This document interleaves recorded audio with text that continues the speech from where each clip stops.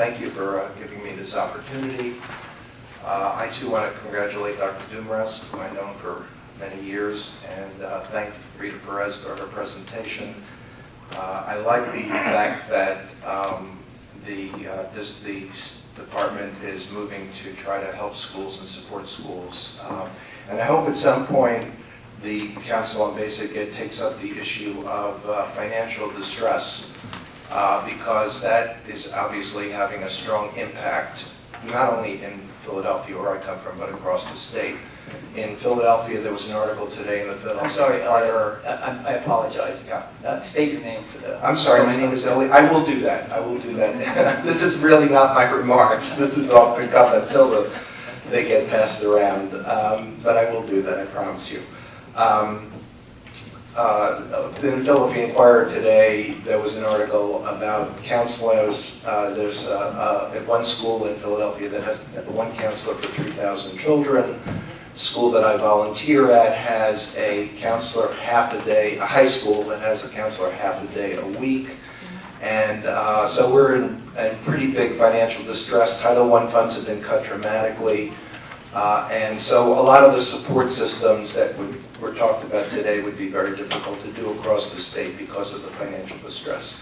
But that's not what my remarks are about. So my handout includes my remarks on pages 1 and 2. On pages 3 and 4, I have sample questions from the math and biology Keystone exams.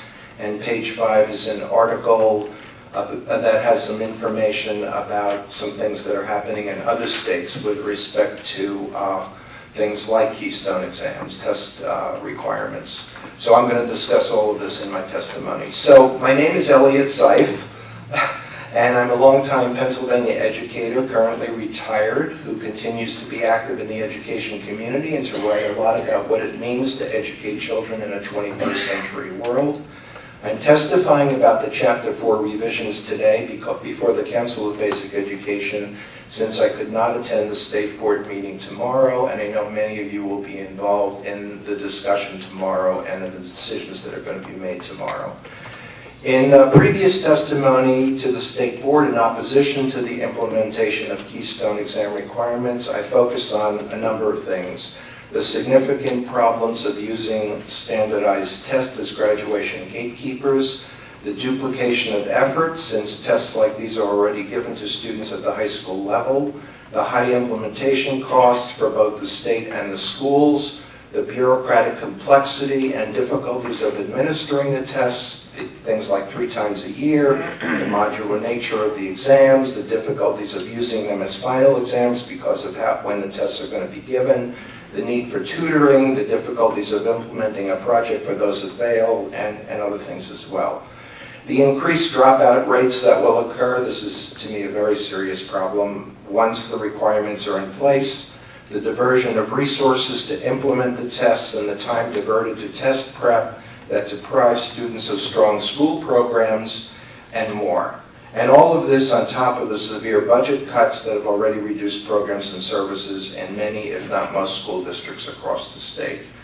But today I'm not here to dwell on those problems. I hope that you are now familiar with them and realize that parents, legislators, and educators across the state are also waking up to them, are beginning to understand the implications of these requirements, and are increasingly in opposition to new Keystone exam graduation requirements. Rather, today I want you to simply understand why these tests are a very poor way to judge college and career readiness. So in order to do this, I am providing you with examples of 8 model test questions, 4 biology and 4 math, taken directly from samples provided by the Pennsylvania Department of Education. I did not include examples from literature because the sample questions often do not contain enough information to be able to answer them. That is, the readings weren't often included, so it was difficult and took up a lot of room. Also, these questions are randomly selected. I did not try to select difficult or trick questions.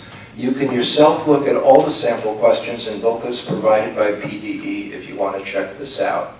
So I'm going to give you 1 minute or so to look at the questions on pages 3 and 4 and consider whether or not you could answer them. I'm just going to take a minute now to ask you to just look at those questions, and then I'll give you a couple of questions to reflect on.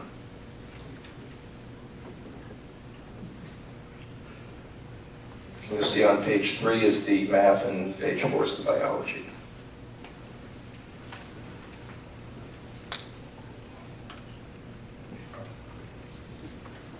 There, I have some for the audience too, if you want to see that, just a few. Just a few. Elliot, I know we're not supposed to interact here, but Sure, that's okay. If I was at the end of the course right now, I could probably answer this, but considering that I haven't seen it in 40 years, perhaps I can't. So, Okay. Which goes to the end of course exam argument, but thank you. Okay, I will ask you to reflect on some questions. They're not, the things I'm going to ask you to reflect on are not necessarily only whether or not you can answer these questions. So do you have a feel for them, at least a little bit of a feel for them now? So if you do, I'd like you to consider the following reflective questions. Is the knowledge in these questions necessary for every student to know in order to be able to do college level work, to be career ready? That's question number 1.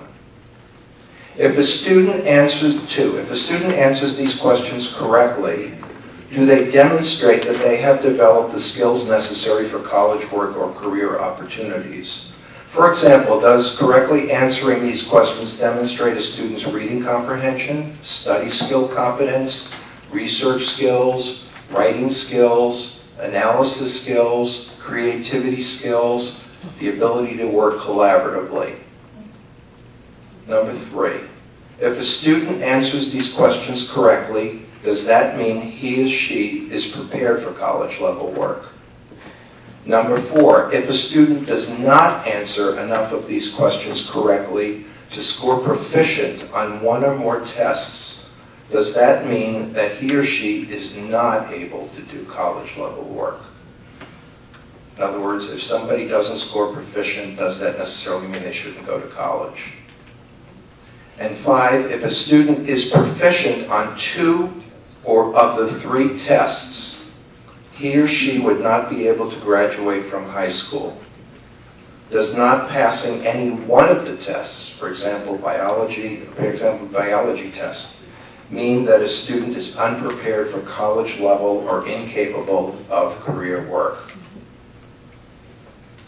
Now, I ask you that because I think these are really important questions. Should those 3 tests and more down the line be gatekeepers for students who, let's say, pass their courses, 4 years, take a 4-year high school education, pass their courses, do lots of things in school? Should these be gatekeepers for deciding on whether or not a student graduates from high school?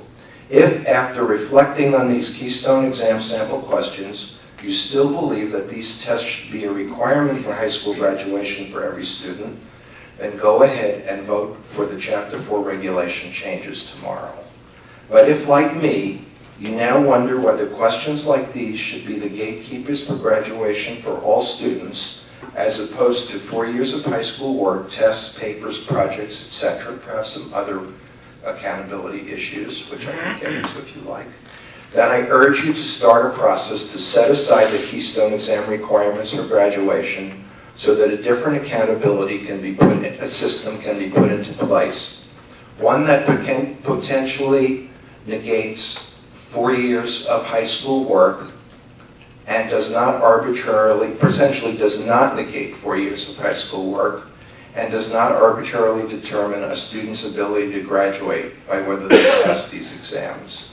I personally believe that if you continue down the Keystone exam requirements path, you will be doing a profound disservice to Pennsylvania schools and current and future students.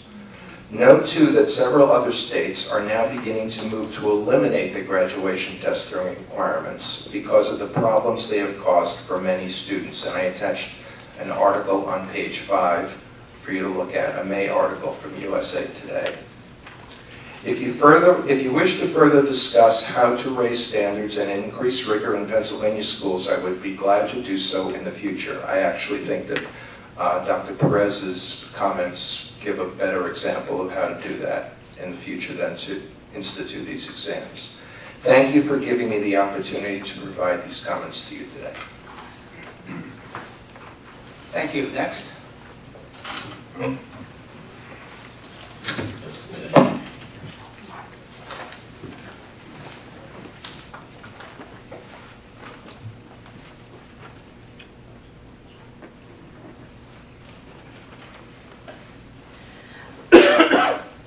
I appreciate being able to address this body, and I sit here fully aware of the power that you hold over the lives of children in this Commonwealth, and I hope that you do too.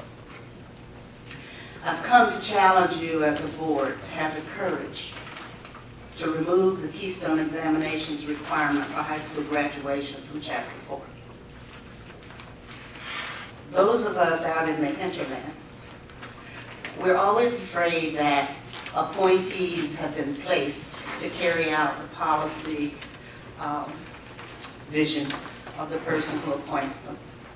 But I hope that you're here understanding that you have immense, unbounded power over the lives of kids in this Commonwealth.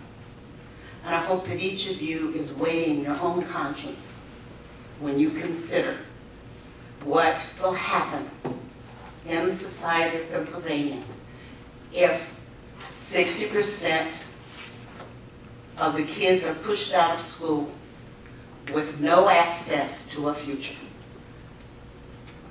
And some of those children will be in your bloodline. People can come if they live off the public dole, they have grants and they do research and they chatter about what they believe. But if you have not walked with the homeless and the poor, you have no idea how people in this Commonwealth are suffering. And to add to that chaos is unconscionable. Any number, the Attorney General's research reflects in his Defending Childhood investigations that 60–65% of our kids are living with emotional and psychological trauma, which is a medical condition, which impedes learning. It behaves in the body in ways that interfere with successful school performance. And if you're going to do regulations on high school graduation and such, you really need to make yourself aware of this medical condition so that you can be more balanced in your perspectives on how come kids aren't doing well in school. This is a national issue. America is not kind to children, and they are wounded. And it is reflected in the pervasiveness of failure on high-stakes tests. And it is why other states are already having to back up off this harsh, cruel, and unusual punishment. I'm 17, I flunk a test, my future ends. Think about that. Think about the adversity of my life because of a test score. Think about that. When we all know, scientifically it is unsupported, that any test score predicts human potential. No test score predicts human potential.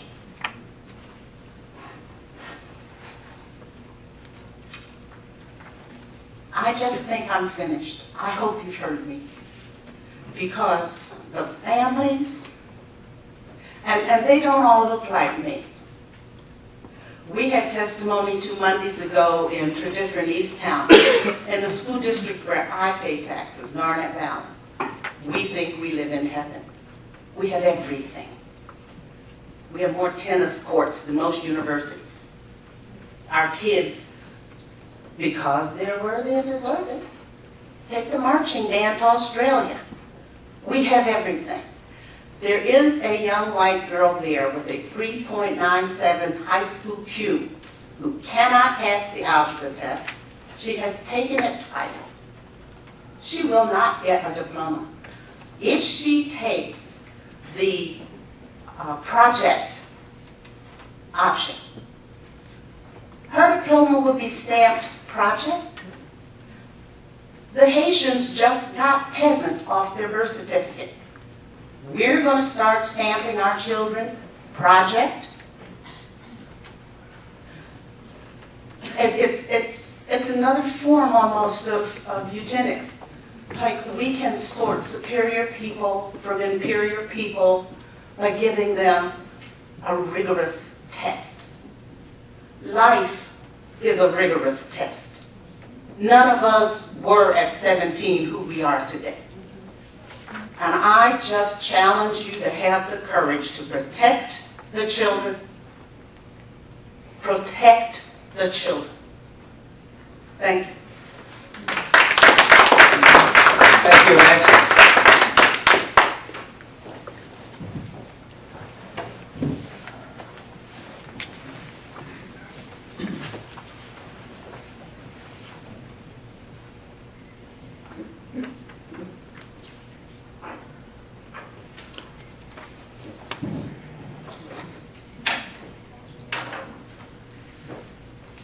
Hello, I'm a little empowered by those last two commentators. The Keystone exams are part of the Common Core.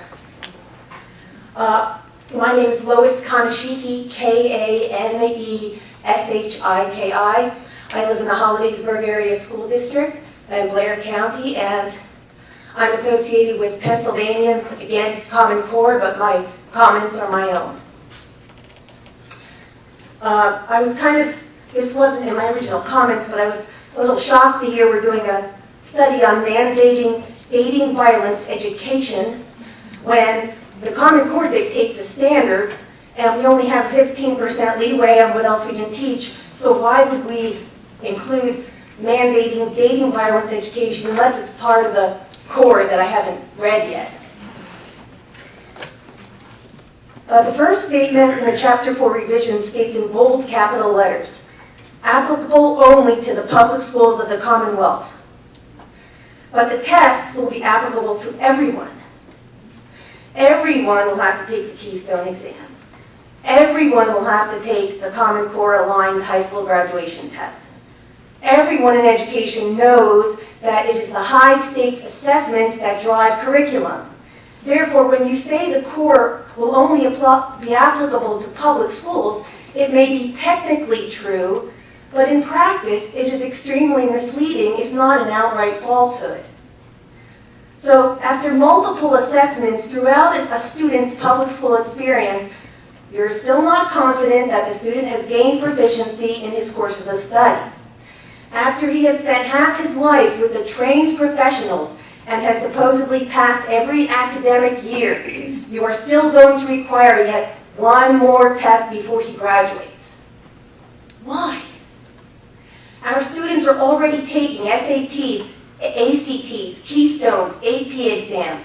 And I understand that the AP exams now may replace Keystones if they pass the AP exam, but what's the difference because they're all going to be aligned with the core anyway. Now you're going to add to that list yet another test needed to graduate. What is the point? Secretary Dumaresque stated that students could opt out of graduating testing and instead do a graduation project. Who is going to evaluate the project and on what criteria? The criteria obviously also has to be aligned with the Common Core. So how does that address the parents' objections? Standards are not curricula. Yes, we've been told that multiple times, that we are free to develop our own curricula. Standards are not curriculum. Taken from the state's own Race to the Top grant application, I quote, "We anticipate that given the limited resources most districts have for curriculum improvements, the overwhelming majority of our districts will rely on SAS portal to bring their instructional program in line with the new standards. We there was just an article in my local newspaper this week that one of our school districts will not purchase any more new textbooks. Everything will be online, and I assume a lot of it will be directly from the portal.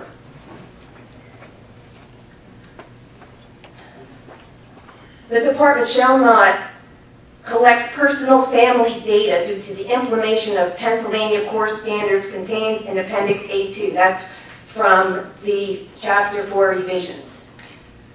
We saw it right in the grant application, the personal data that's being collected. Maybe it's not new data.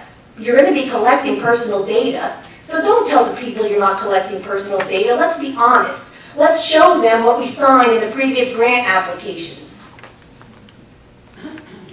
A description of how the school district will accomplish coordination, this is again from your Chapter 4 revisions, community-operated infant and toddlers.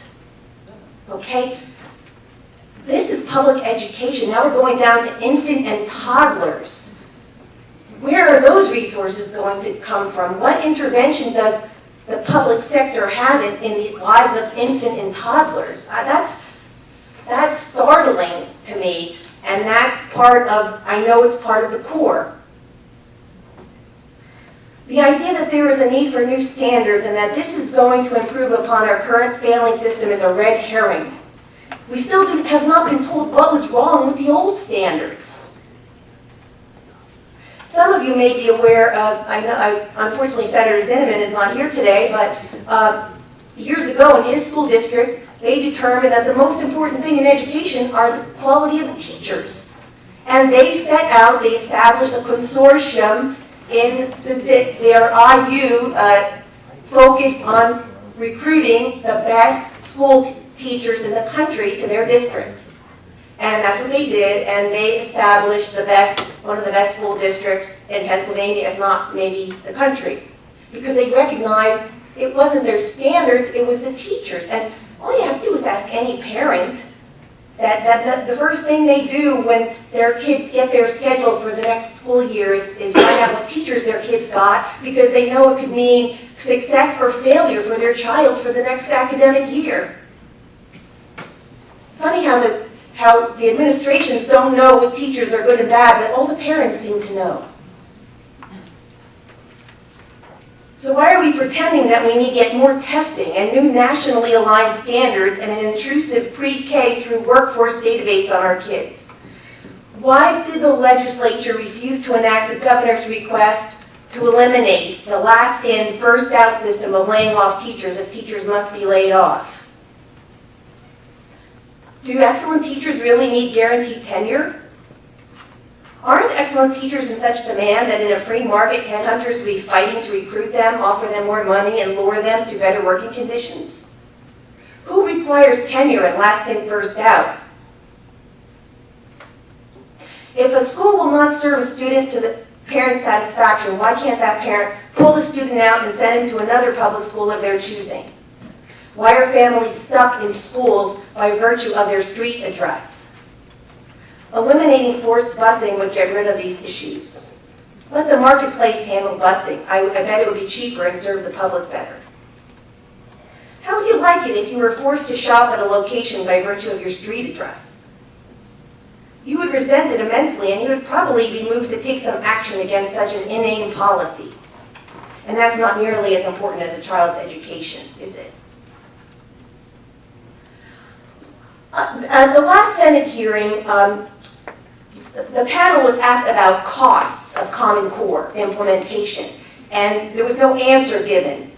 And I don't understand why there was no answer given, because we stated in a previous grant application that Pennsylvania requested $400 million for the race to the top to accelerate school improvement, and that in addition they would need $140 million in school improvement funds, an ongoing phase-in of $2.6 billion to districts and new state monies in order to implement these new standards.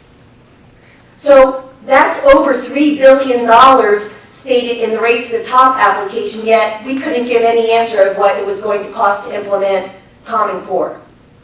And that's without even knowing if it's going to do any good.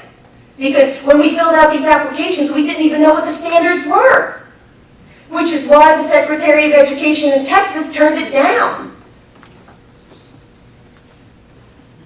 Let's be honest about the Common Core. It's about the money. Federal money is today's heroin in our society. It feels good when you first get your initial fix, but after the withdrawal symptoms start to surface, you will need another fix just to keep going. It seems like we need our fix of federal dollars, and like a drug addict, we will say whatever it takes to get that fix, even if it means selling out our children in the process. Tomorrow you'll be voting to adopt the recommended Chapter 4 revisions. When you go home this evening, I beg you to read this latest report on Common Core by the Pioneer Institute on their website. I have a copy of it right here. I could leave if anybody wants it. It's written by Tom Scott, the former Secretary of Education in Texas, who, unlike Pennsylvania, refused to sign on to the Common Core without seeing the standards first. We owe it to the children to read this before you cast your vote. Finally, Chairman Wittig, you repeatedly told us at the last board meeting that you were trying to get us out of Common Core. These Chapter 4 changes do not do that. It is not too late to go back and to remedy the mistakes of the past. Our future depends on it. Thank you. Next.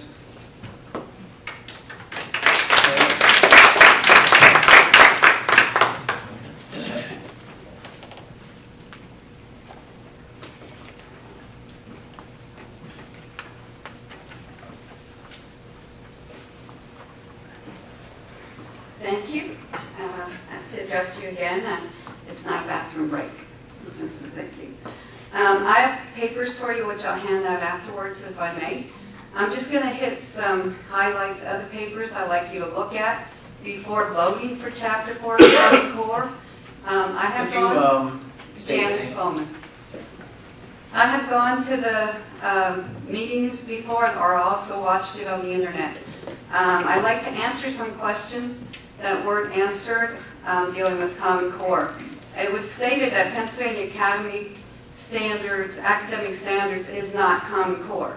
Well, I do have a paper here which you'll have. It's called the Evaluation of the Alignment between PA Academic Standards and the Common Core Standards done in 2010. So we are Common Core.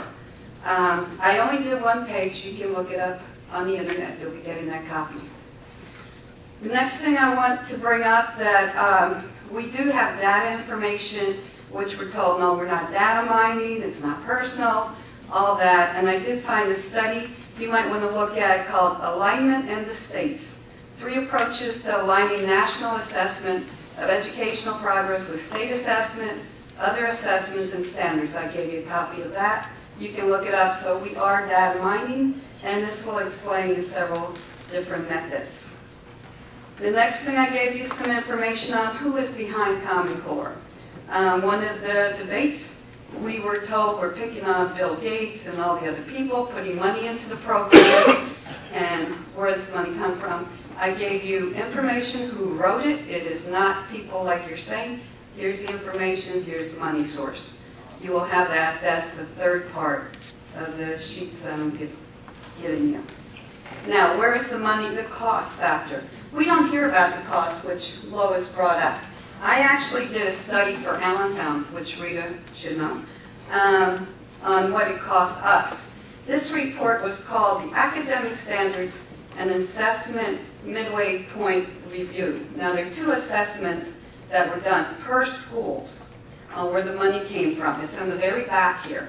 You will see numbers written in red. Those are actually grant money. Then you're going to see something called district money. I am going to put a right to know into Allentown because I want to know what the taxpayers paid. The green is the taxpayer money. The red is the grant money that it has cost us so far, which is in millions of dollars, without including the green part. The other thing is we need new computers in about 1 or 2 years in Allentown, 17,000 plus students.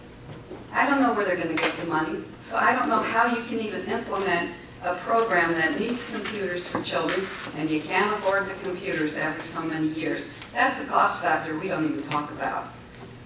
The next group of papers I gave you is dealing with teachers that are fighting against Common Core. Teachers are in a bad position because if they speak out, especially now in town, they're going to lose their job and other places. And I'm told by some of the representatives, oh, well, teachers don't talk to me, superintendents don't talk to me, they must like it. They don't. And so I brought you some proof about gag orders, telling them that they can't talk out from other states because they couldn't find Pennsylvania yet if it happened. I also found other teachers actually giving up their jobs to talk out. So I gave you some information on that. And this page here is the states. We actually have blogs, which is the best reporters, because our news source is not really true. But if you go online, the only state is Vermont that doesn't have a website fighting Common Core. We have 49 states fighting Common Core. So it's not just Pennsylvania. So that's here for you. Then the one thing I want to bring up to you that I really hope you take a look at after we're doing this Chapter 4 thing is what is being taught with this Common Core. I'm really concerned with the National Sex Education Standards that the Core is teaching. I gave you information here. In here is a book that I'd like you to take a look at, because I'm not sure which schools have this in Pennsylvania, but I call it porn. And I'm sorry, if I find out a school that I'm at has this, I want to know who's being arrested. My taxpayer money is going for this stuff. And I'm looking. I requested a list of all the books being used for certain subjects in Allentown. I was told they had to talk to their lawyer first before they could give it to me, because I threatened to arrest them if I saw this kind of stuff. So I gave you information on the sex information. This is how to have sex. And we're talking about dating rape. We're promoting it. So I don't know why we're looking at stopping dating violence and stuff when we promote it. Kindergarten through 12th grade. We're promoting it. Here's the information. So I'm hoping you as a school board with your policies, check out what's being taught in these schools. And when we fight it, we're told, oh no, we can't do this. Well, I'm telling you, there are a lot of pastors out there that my group here, We the People, go to, that are going to fight this. And parents, because they didn't realize this was being taught. So you think Common Core, with this porn stuff with it, you got a problem. And we're not going to let it go. The other thing that I have here, the last thing is just some articles about the complications of the Common Core. And yes, this does affect every school in the state, so there's an article here.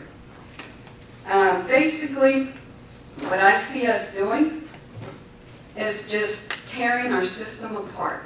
We're losing the child. You don't look at the problems. You don't listen to the students. You don't listen to the parents. You don't listen to the teachers.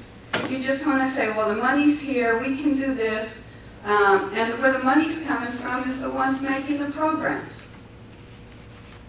Why aren't we listening to teachers?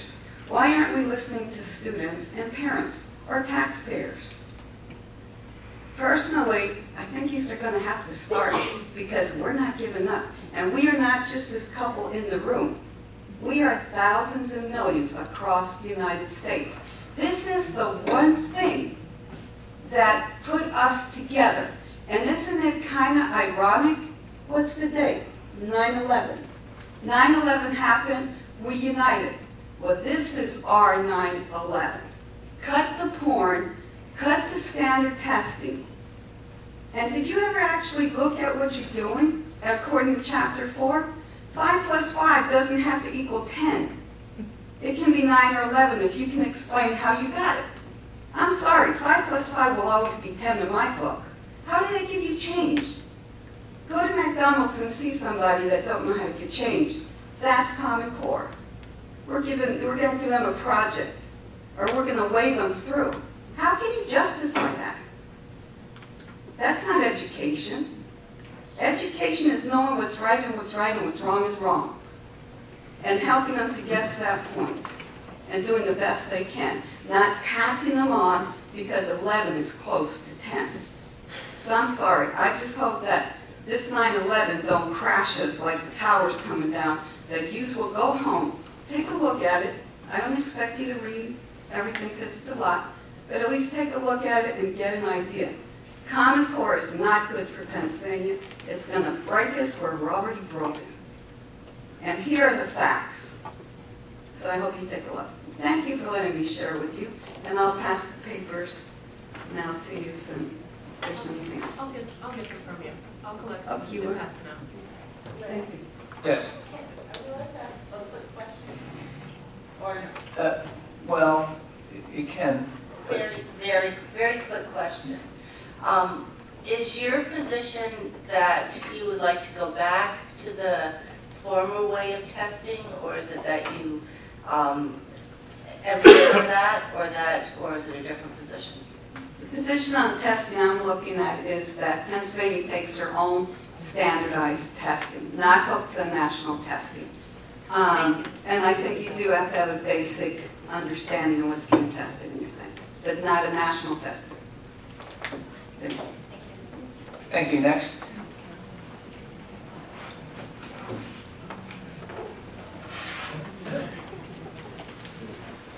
In the interest of time, I don't want to squash any comment, but if it gets redundant, which it hasn't so far, it's remarkable, but if it gets redundant, just, try to, if you have new ideas, new comments, that would be great.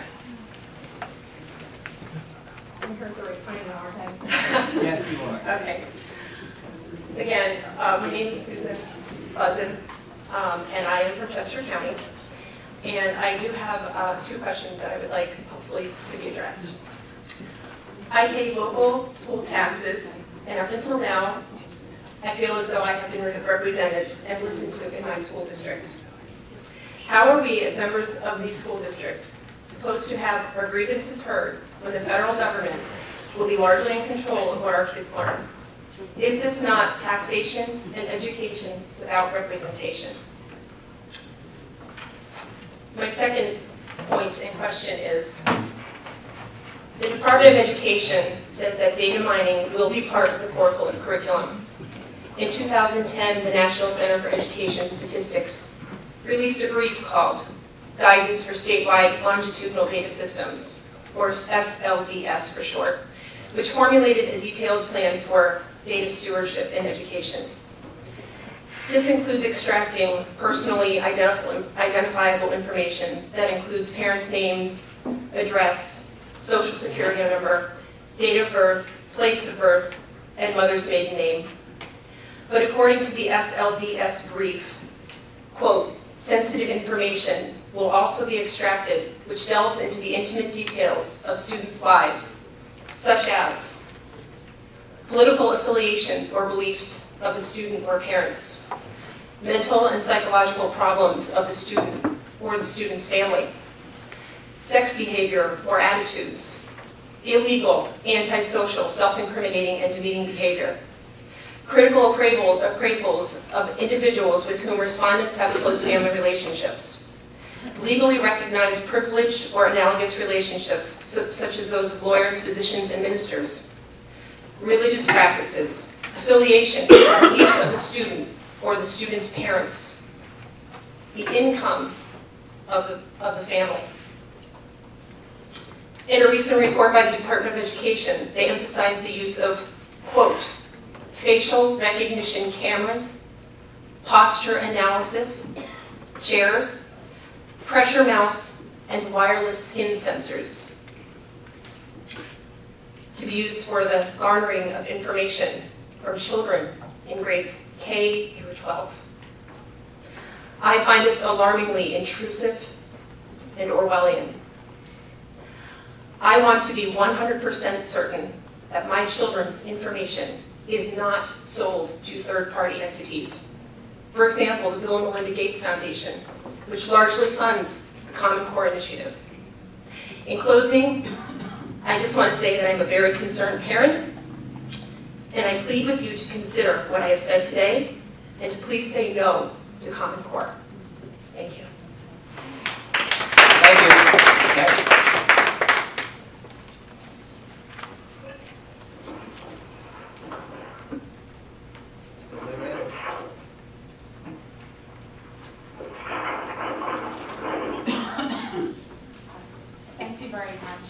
need to ask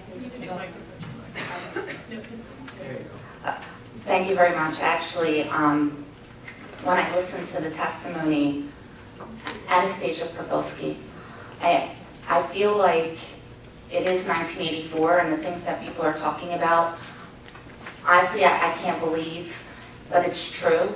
And I've done a lot of research. I work for FreedomWorks, and this was brought to my attention at the beginning of this year. And the more I read about it, and the more I learned, and how far Pennsylvania is into the implementation of Common Core is startling. And how do we turn this back? I think that as educators, I've talked to teachers who don't want another test. Right now, it seems that what's happening is there's so many tests that it's taken the ability for a teacher to use her unique skills that she went to school for to zone in for that one child. And so we have educators that don't like the testing, they don't like the Common Core standards.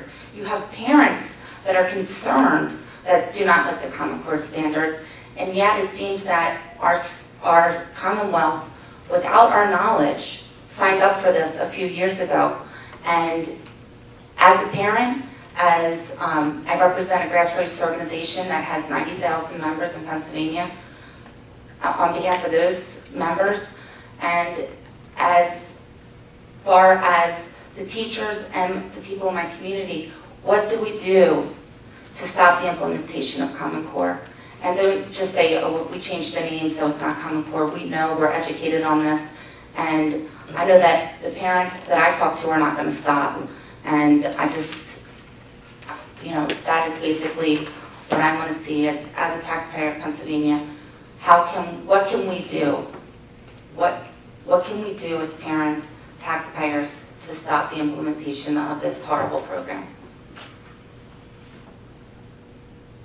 And will we get a response? I mean, is there anything we can do, like truthfully? Well, we are listening to you. We're listening to all the comments of all the participants. But we're not going to respond to how you can stop this, because the fact of the matter is the Common Core has already been adopted by Pennsylvania 2 years ago. That's the fact. And when I spoke at the hearing saying that we're trying to get out of that, I was sort of mocked by the other participant here. But the fact is, we're in it. And what we're doing in terms of the revision is in essence getting out. But So you folks don't unwind it? hear that. We're trying to unwind Yes. it. Yeah.